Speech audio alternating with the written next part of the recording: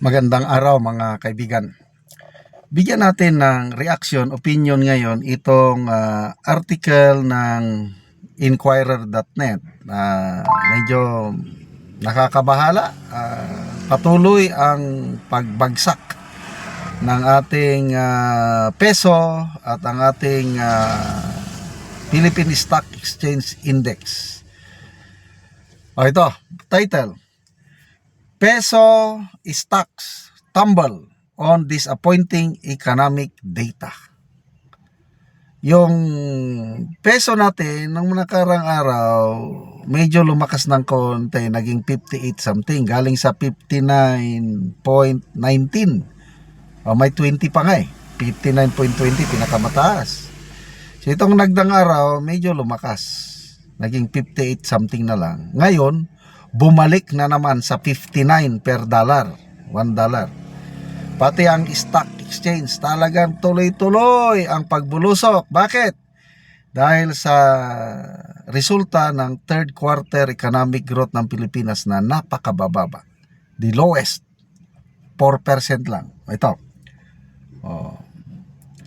The local stock barometer is slumped to a 3-year low, while the peso is slid back to the 59 to $1 level on Friday following a disappointing third quarter economic report.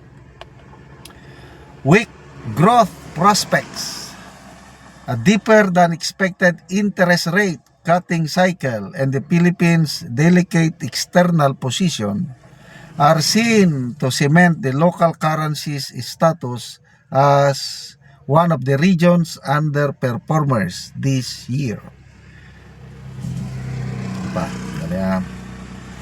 On Friday, the peso shed 10 centavos to cap the week at 59.04 versus the US dollar, retreating to a key level after fresh data showed economic growth bumaba to 4% in the third quarter, the weakest pace in 4 years.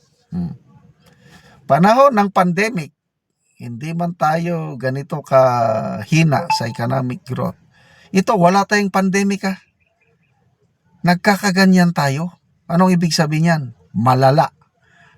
Malala ang kalagayan ng bansa. Okay, so on the other hand, the Philippine Stock Exchange Index plunged, bumabala, nagdive by 1.31% or 76.22 points to close at 5,759 points. Panahon ni Tatay Digong, highest yung index ng PSA, kalimutan ko kung anong taon, 2009 ata. 8,300 points, if I'm not mistaken, if my memory is right. Ipinos ito ni Crisette Laurita Chu o Skippy Chu. All-time highs, panahon ni Tatay Digong. Index ng Philippine Stock Exchange, naitala, pinakamataas nung kapanahunan niya. Dahil nga, 8,300 plus. Ito kay Marcos Jr., 5,759 na lang, one of the lowest. So ano pa yung mataas nung kay Tatay Digong? Tourist arrivals nung 2019 din. 8.3 million tourists ang dumating. Ngayon, malapit na matapos ang taon, nasa 4 million pa lang. Ang hina. Napakaganda po ang Pilipinas.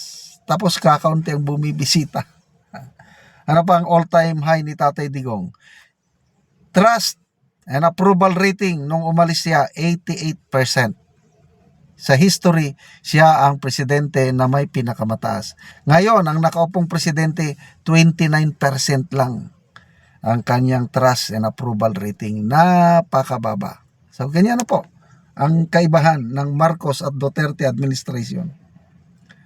Okay, Ron Acoba, Chief Investment Strategist at Trading Edge Consultancy, that the PSE index had gone down by as much as 1.8% intraday before trimming losses at closing. Okay. The lower than expected third quarter gross domestic product print reflected a confluence of several factors. First, bakit bumaba ang ating growth? Naging 4%. Ito ang marason. Slowdown in government spending, which normally accounts for about 15% of the GDP due to government's corruption scandal. Which has forced it to slow down project disbursement. Okay, ano pa? Sabi ng strategist, economist, it confirms our belief that slower growth is not an inevitable fate, but the result of both natural calamities and preventable man-made challenges. Okay. So, sunod-sunod ang mga bagyo, sunod-sunod ang mga lindol, sinasabayan pa ng corruption scandal.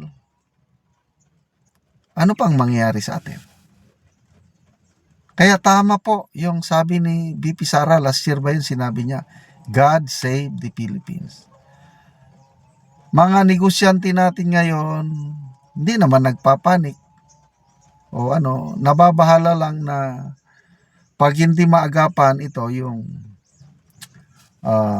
pag hindi ma-resolve kaagad ang corruption scandal, magbubunga ito ng tuloy-tuloy na paglisan ng capital market dyan sa stock exchange, tuloy-tuloy na paglisan ng mga namumuhunan. Ano nang mangyayari sa atin?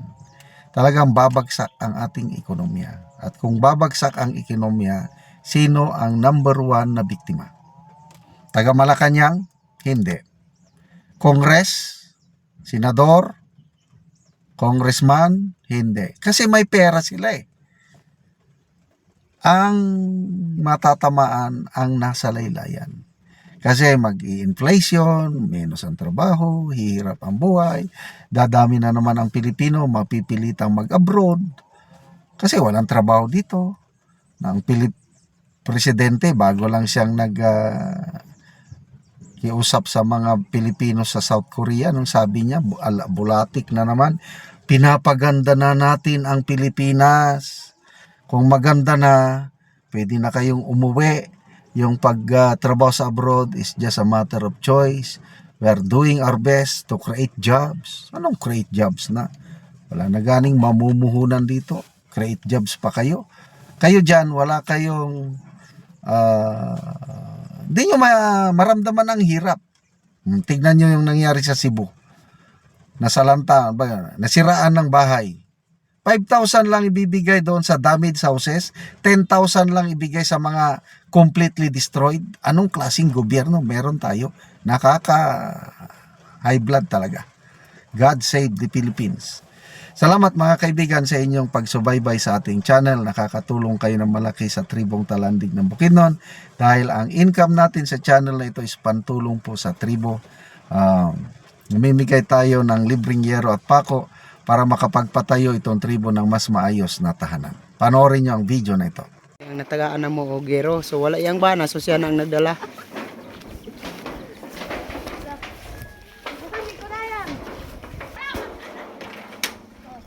O karon mo na ang itsura sa atop sa natagaan na mo gero. Buslot na. Mga dagko gid kayo nga buslot to. Makita gid nato nga kuan gid kayo. Nga dagko na ang buslot.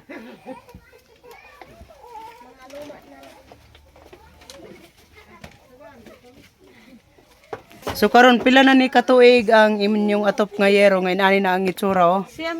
Siyam na katuig. So dugay-dugay na gyud. Ngano man sa siyam na katuig nga kuan buslot nang inyong atop, wala man mo nakapuli og atop. Ani. Kalisod, wala giri atop na mo. Tungod sa kalisod wala mo nakakuan gyud og inyong atop. So unsa ra inyong trabaho sa imong bana? Magmuso. Magmuso ra mo. Na kung walay muso, wala na gyud. So pila ka buok imong anak? Tulo. Tulo, so tanan naga-eskwela? Ang duha. Ang duha ga eskwela. Unsa na yung mga grade? Grade 2. Grade 2. So siyam na katuig ang inyong balay. Inani na ang itsura. Asa ray karon imong bana? nanggahad. Ang gahad siya. Mm. Amat sa Ginoo nga sa nagtabang sa sin Mm. nga magpadayon ng ilang pag atag mga uban nga wala na tagaan. Mm. Dagan pa ang nanginahanglan nga sama kanako. Oo, so salamat kayo. Salamat kayo sa Ginoo. Oo, sige, sige.